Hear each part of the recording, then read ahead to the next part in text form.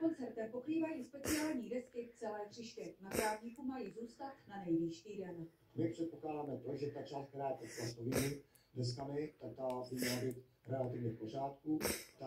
Ty desky, které jsou z hliníku, pod stejčí, tak tam jsme plánovali rekonstrukci té hrací profil daleko větším rozsahu.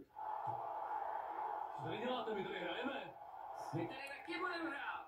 Jako multifunkční označuje arénu vlastních město Hradec Králové. Na kapelu Činasky má dorazit skoro 20 000 lidí. Právě velké koncerty by tady neměly být výjimkou.